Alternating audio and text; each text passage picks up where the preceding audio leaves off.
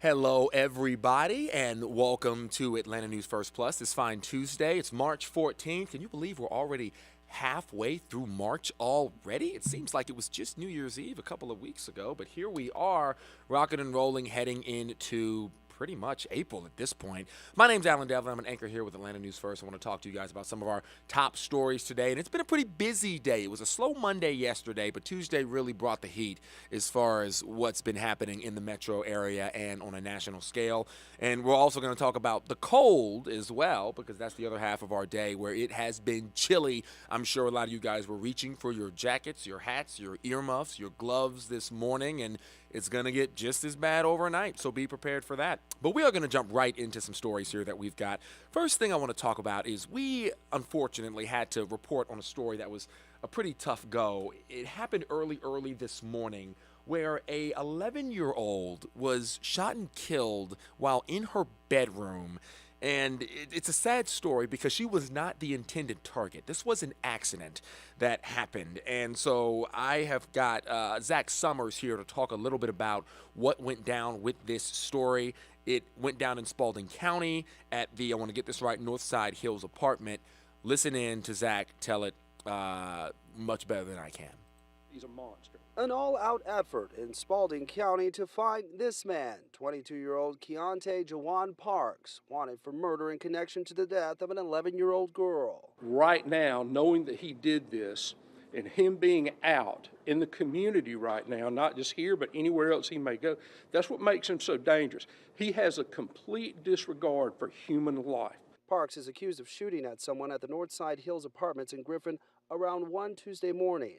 Sheriff Dick says one of the bullets traveled through the bedroom of a little girl who was sleeping, striking her in the head. She died instantly, the bullet holes still visible outside her window. I would be ripped apart. That could have been my baby. Monique Spencer's apartment is about 100 feet from where the little girl was killed.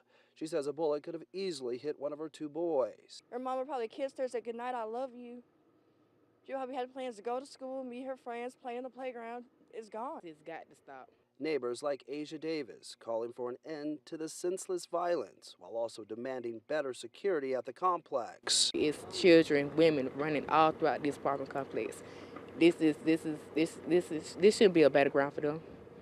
It shouldn't. Sheriff Dix adding that it takes the community as a whole to weed out the trouble. It's so frustrating and so infuriating to know that there are children who have to live in this fear every day of their lives.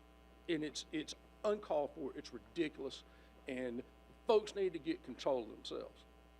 It is infuriating. I think a lot of people feel that way because that 11-year-old girl, innocent, just in her bedroom, lost her life. We'll never get to see what life has to offer. So if you see that suspect, let them know. Call police. They are still looking for him right now at this hour.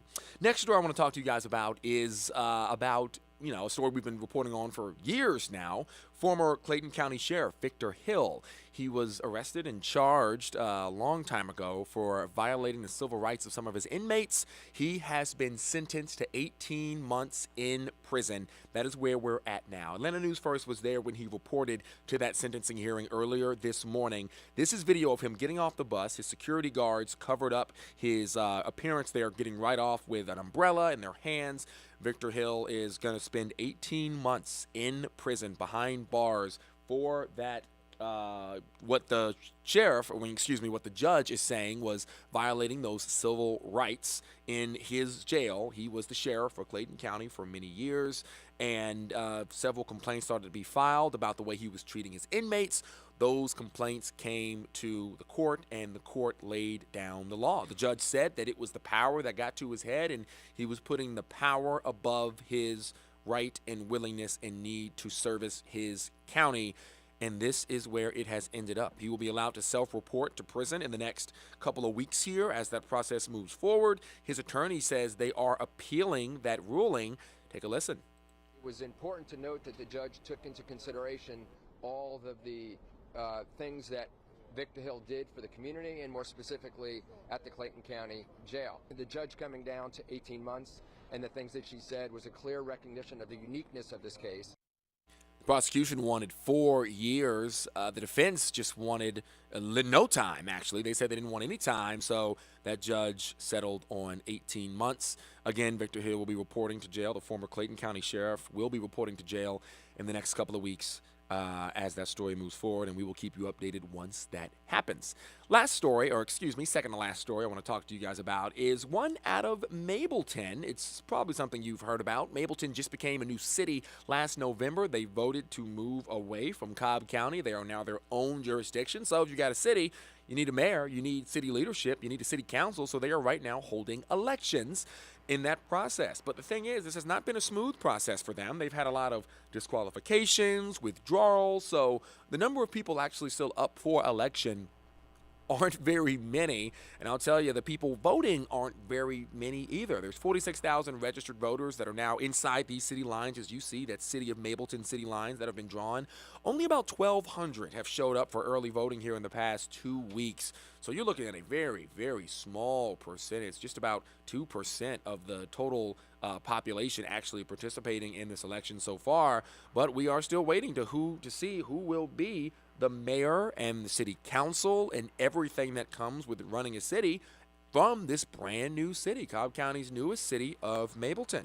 And that's one that's going to continue to move forward. And once we get the word on the mayor and the city leadership and all of that stuff, the police department, Atlanta News First will be sure to let you know. So bringing it back out here to me, the last one I want to talk to you about is one that's been breaking all day. It's been developing, I should say. First brought down at about 5 o'clock or so, but it actually happened last weekend. It was a Sweet 16 party where 2 teenagers were shot and killed outside of that party. I want to show you those teenagers' faces here, because we do have their pictures. We have been showing you. The breaking part of the story is that 3 suspects have been arrested in connection to that shooting. These are those 2 teens. This is Ajanay Hill and Samuel Moon. Ajanay on the right, Samuel on the left, both dead after attending that Sweet 16 party in Douglasville a week and a half ago on March 4th. Up to this point, up to today, the shooters were outstanding. They were suspects. They didn't know how many, but they knew they had somebody they needed to find. And today, they made an arrest. 3 arrests, actually. I want to show you the video of those suspects being walked, booked, and handcuffed into the jail. The gentleman on the left there with the blonde hair is 18. The other 2 in the video on the right are 17. We have not gotten their names at this time, but all 3 of them have been arrested in connection to the shooting death of those 2 teens. I just showed you their picture. This was the scene of police when they arrived at that house party. Over 100 teens were there outside of that house when scuffle and argument kind of spilled over into the street, and then those shots were fired. When they arrived, there were several people who had been shot but survived, but they did end up finding the 2 teenagers. One was dead on scene, one was transported to the hospital and died at the hospital. And right now, that process, they're still investigating to see exactly what led to that shooting and if these 2 teens were even the intended targets. You know, that's something that we aren't necessarily sure of either, because in these situations, when you're in those crowded areas and those bullets start flying, you really never know who you're going to hit. And so those are the 4 stories I wanted to walk you guys through today. It's been, like I said, an interesting day, a busy day, but on top of it being a busy day, we've got a really cold night ahead of us, and that is where I want to bring in meteorologist Patrick Pete, who's going to join us right now to talk a little bit about what has been really, really, really cold temperatures. Patrick. Yeah, Alan, I'm over the cold, much like all of you, but the skies have been beautiful. Check out, this is just post-sunset, but Atlanta is a beautiful city. It really makes me want to leave work early and go find something to do. But I'm not going to do that because you all need to know what the forecast is. And as you have gathered, there is another freeze warning in effect tonight. Lots of locations dipped below freezing. Most of us did. We actually dipped to 31 degrees last night. The forecast was 32, so we were within that 3-degree guarantee. And unfortunately, we're expecting equally as cold numbers tonight. Some folks are actually going to be a little bit colder, so we want to go ahead and make sure you're prepared for that. The thicker jackets that you were using today, you're going to want to use for the start of the day tomorrow. Now, yet again, Mother Nature is going to give us some very beautiful skylines, some very beautiful skies throughout all day parts. Tomorrow, we're going to keep it sunny into Thursday as well. And believe it or not, despite the cold starts to the next couple of mornings, the temperatures are gradually going to warm through the afternoon. So we'll hit 60 tomorrow, mid to upper 60s on Thursday. I actually think some locations are going to flirt with 70 degrees. And then another system, another cold front. Now, folks are joining us right now on Facebook and on YouTube. So drop down in the comments. What's going on, Max? What's up, Michael? You guys are joining us on Facebook. Is it just me, or does it seem like the last few Fridays have been a bit wet? We've had systems move through either Thursday night into Friday or just Friday all day. It's been a soggy situation. I've actually checked, and I know the numbers of that. I just want to make sure I'm not the only person observing that.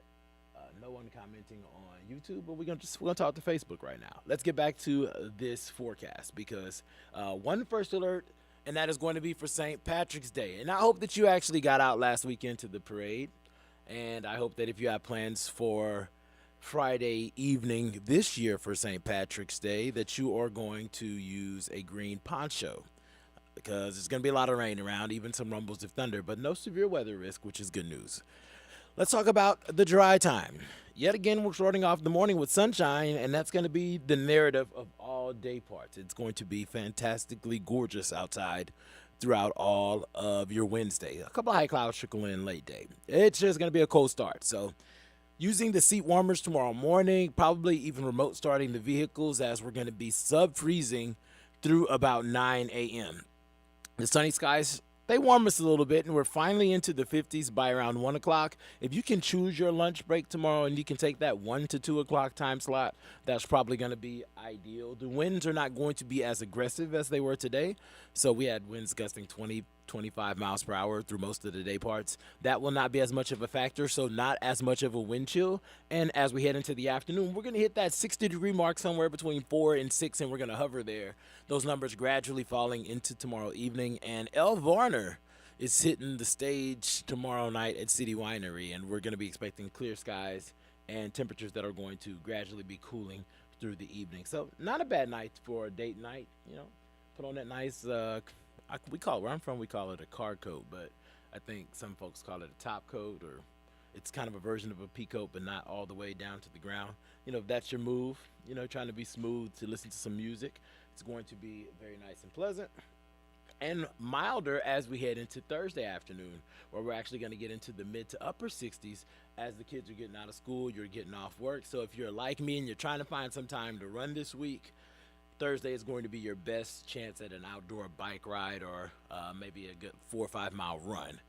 After that, the temperatures really do cool, and that's because this cold front is going to push through. And that's what's prompting that first alert for your Friday. Some of that rain going to be moving into extreme northwest Georgia at 7 a.m. I expect most of you to have a dry drive to work, but as we get closer to around lunchtime, that rain is going to become more widespread. And the rain that moves in earlier is going to be the lighter rain. The heavier stuff doesn't push in until late afternoon and into the evening hours, where you start to see those deeper greens and those brighter yellows. And that's also where we have the chance to hear some rumbles of thunder, so do not be surprised if that's something that you hear and see in the distance. That front slides through, and by Saturday morning, all of that moisture is gone. The winds are going to shift on the backside and become more northwesterly, and that's going to usher in some cooler temperatures. Now, we are watching these totals because there's a lot of moisture associated with this front. There's not a lot of CAPE, that's convective available potential energy. That's what we call our storm fuel. There's not a whole lot of shear. The parent load that's associated with this front is going to be further to the north, a little bit too far to give us a whole lot of instability. But we're going to get some significant rain out of this. Widespread an inch. Some locations are going to pick up to about 2 inches, so we'll be watching for that. That's why we're first alerting your Friday, because it's going to be messy on the back end. And then cooler numbers filter in for Saturday. We struggle to get into the mid-50s.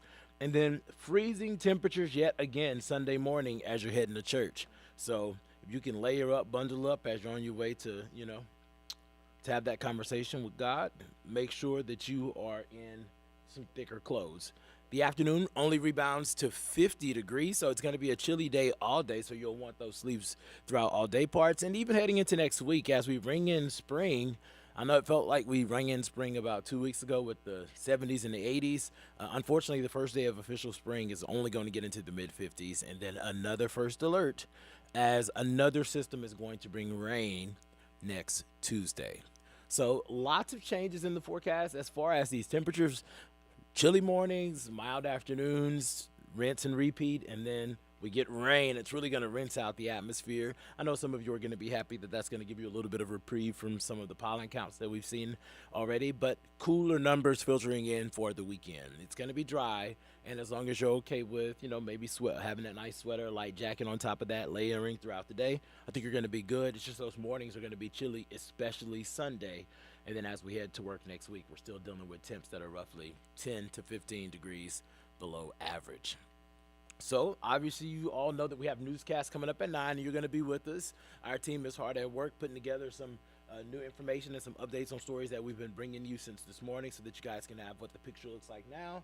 And of course, your First Alert weather team is going to be hour by hour planning out the rest of the work week, and then of course trying to get you to squeeze in some goodness in the weekend. So we'll have that update on the forecast for you coming up tonight. I'm going to leave you with the 7-day forecast so that you can plan to be outside sometime tomorrow afternoon between 3 and 5, and so that you can be outside Thursday sometime between roughly 2 and about 6. I will see you all tonight at 10.